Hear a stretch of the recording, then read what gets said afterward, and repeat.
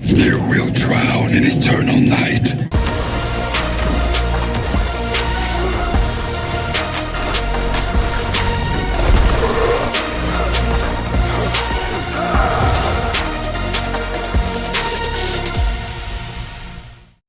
Hi guys, welcome back to the channel and to another Mortal Kombat mobile character review. Today we are taking a closer look at Klassic Reptile. We will go through all of his basic attacks, his special attacks, his passive, his X-ray and everything else that he brings to MK Mobile.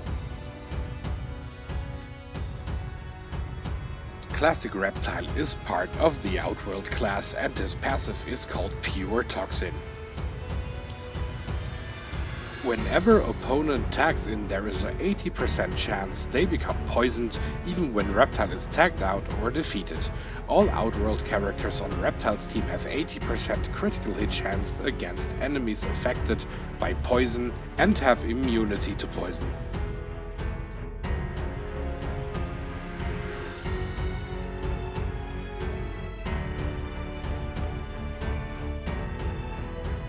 Klassic Reptile was released with update 1.18 in May 2018, alongside characters such as Shaolin, Fist, Kung Lao and Classic Jax Briggs. He was a surprise character that popped up to be found in quest mode only, with an event that returned every once in a blue moon. Also comparing the passive to back then and now, it's completely identical, so nothing has changed here. To find out if the event is ongoing, you have to check if there is a moon visible on the Outworld map, and once that happens, then you can hunt for eyes in the quests themselves.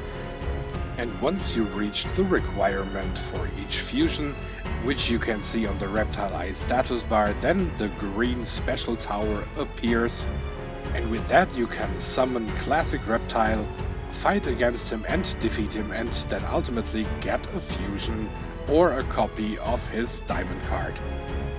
Back in the day he was maxed out with level 50 and fusion 7, and he was available in his Klassic Reptile pack, but also in the Classic Ninja pack in actually both variations, even the new one, and nowadays also in his Brutality pack.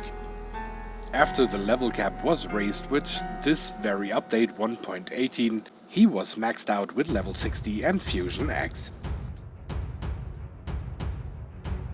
Reptile's gear piece is the Saurian armor and it gives you 35% max health boost, 20% self-heal at the end of special attack 3 or X-ray / fatal blow attack, which goes for Reptile characters only, and 50% recovery boost. In terms of his feats of strength, he will have to win 200 matches in challenge mode to unlock his rune. For his victory stances, he has to win 750 matches in faction wars. For his taunts, he has to perform 1500 special 2 attacks. For his icons, he has to perform 3000 combo enders. For his backgrounds, he has to perform 250 X-ray / fatal blow attacks. And for his titles, he has to knock out 500 Jax Briggs enemies. And now we are taking a closer look at his victory stances one by one, starting with victory.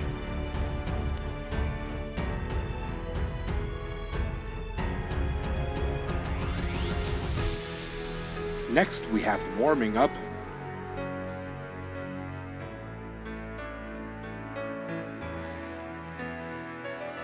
Third would be MK3 Victory.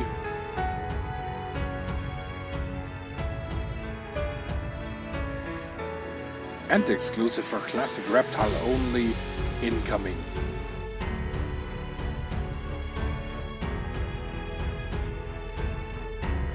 And on your victory screen it will look like this.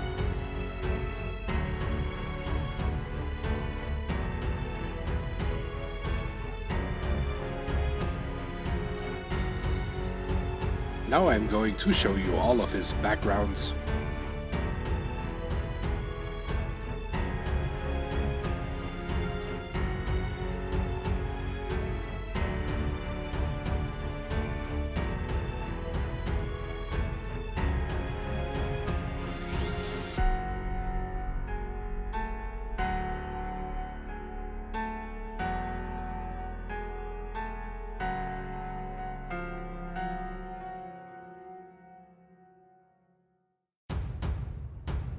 Next up we have the icons.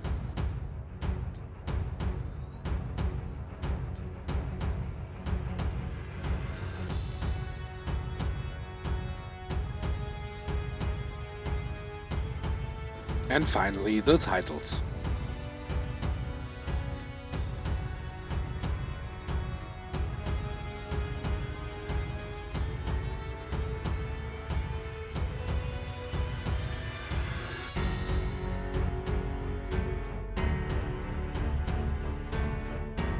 Classic Reptile has two kinds of combo enders. The first one starts with a spit, 2 kicks and then an acid bubble that he thrusts towards his opponents, pushing the opponent mightily back, making it ideal for follow-up attacks. His second combo ender consists of 1 kick followed by a low drop kick, aiming for the chest area of your opponent, also pushing him back in the process.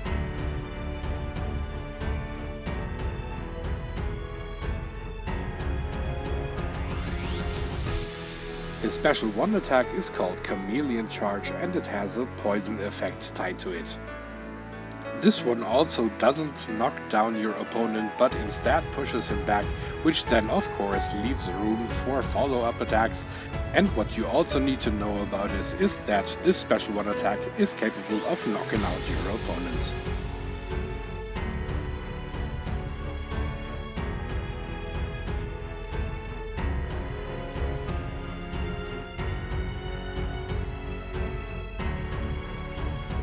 His special 2 attack is called Swamp Grab, also has a poison effect tied to it and is an unblockable attack.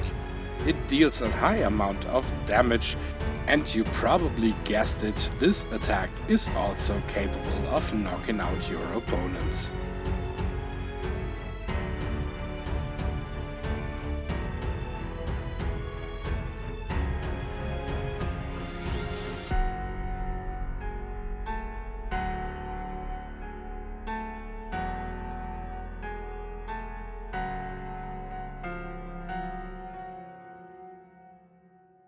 His X-ray is called Extinction Event and it has a healing property to it, which actually not only heals Reptile himself but also your entire team. It is completely identical with all of the gold variations of Reptile that we have in the game, Speaking, Kraken, Nauseous and Nimble.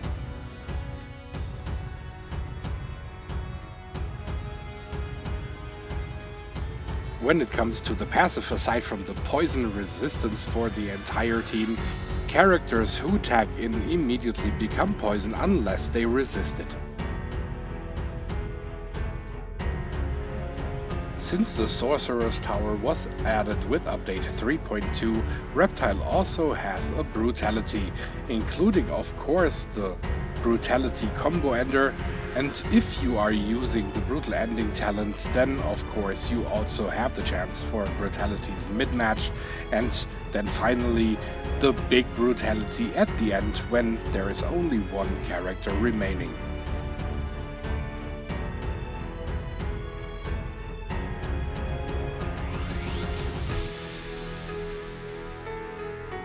Now we reached the recommendations for gear again, and let's just start with Acid Dragon's Tekokagi, and of course the second one that is also needed for the Brutality, which would be Acid Dragon's Deathly Vial.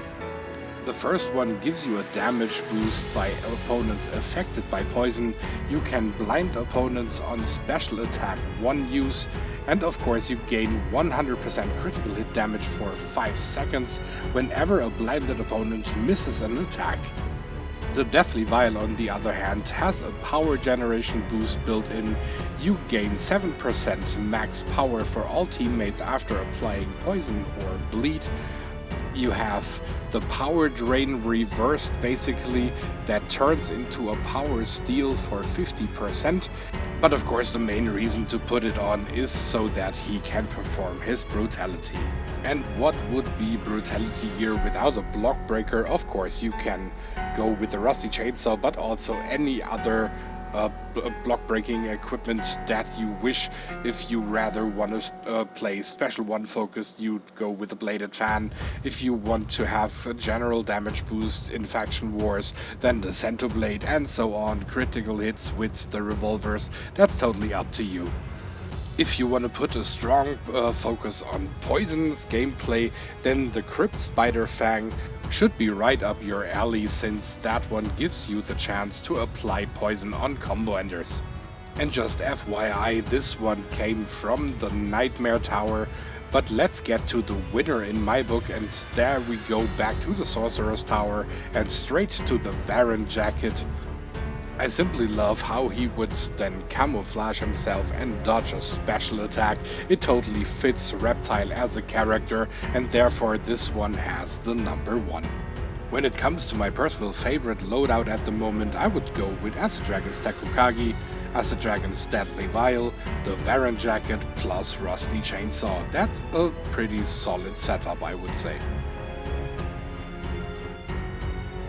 When it comes to characters to play with him together, then my first pick here would be Classic Smoke, simply because Classic Smoke gives a lot of great properties to other classic characters, such as reflecting the special debuffs back to them, which means if they use fire, poison or bleed on you, they would basically start having these issues themselves.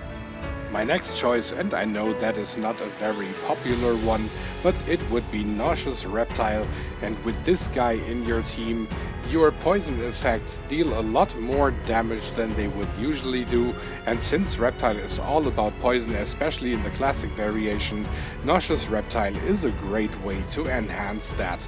But of course you can also enhance that even further with Ravenous Melina on your team. Or you go even further and add Nauseous Reptile and Ravenous Melina to that team, because then your poison damage will go through the roof. Another good choice, and it can't be said enough, adding Classic Goro to your team means that you basically added 1.5 Wrath Hammers, so that one will take care of some extra attack damage. But as usual, the winner of this constellation, as usual in Outworld teams, is Day of the Dead Kitana, because you would start healing each time a single character is defeated, gets a Revenant Shield, gets a Resurrection, and this way you don't have to work Reptile all the way up to his X-Ray, and Day of the Dead Kitana can take care of that for you.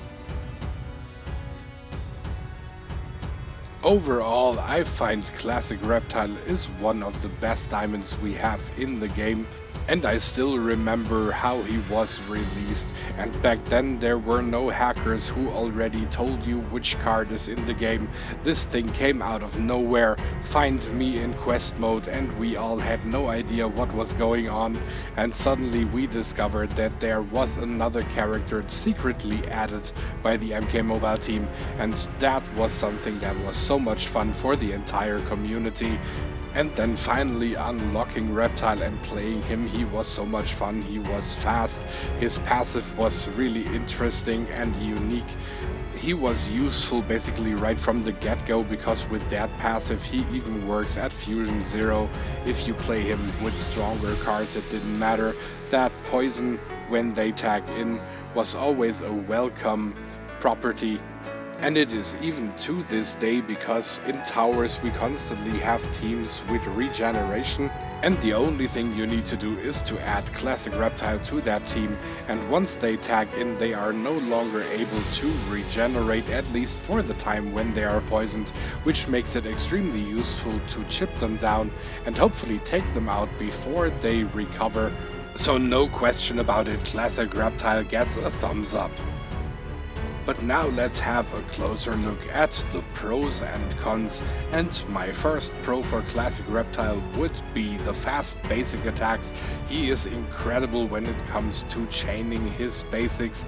Basically you can defeat an entire team just using Classic Reptile's basics one after another. Of course you would need a block breaker to do so, but that's basically all that he needs. And then on top you have an unblockable special Special 2, which deals extreme amounts of damage, and thanks to it being unblockable, it literally leaves nothing to be desired. Maybe the little problem would be that it's a grapple and you have to be very close to the opponent for that to work, and you could miss if you do it from distance. But aside from that, the Special 2 is pretty much flawless. And then as my third and final pro, I have to go with the passive here. As I already mentioned, it is useful in towers, it is useful in so many situations, maybe unless you are facing teams with MK11 Jade or Dark Raiden. But aside from those few characters, then that passive is just killer.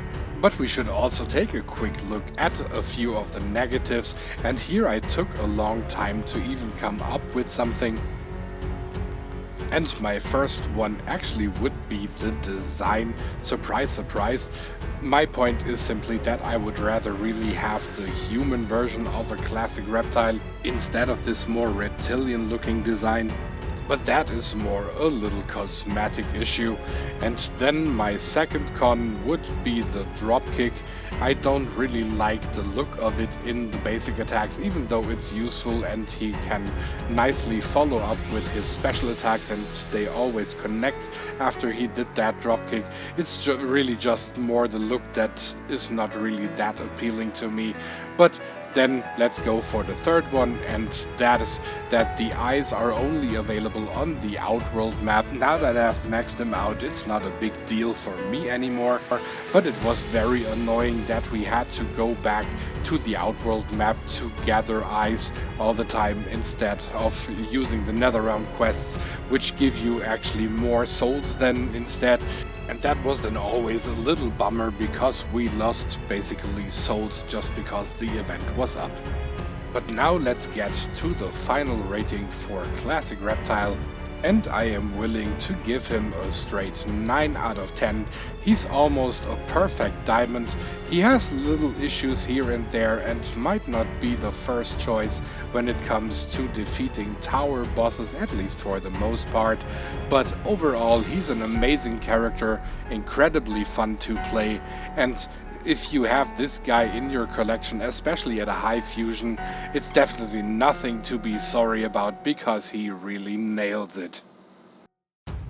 But yeah guys, that was it. That was my review for Klassic Reptile. As always, I hope that you enjoyed this video.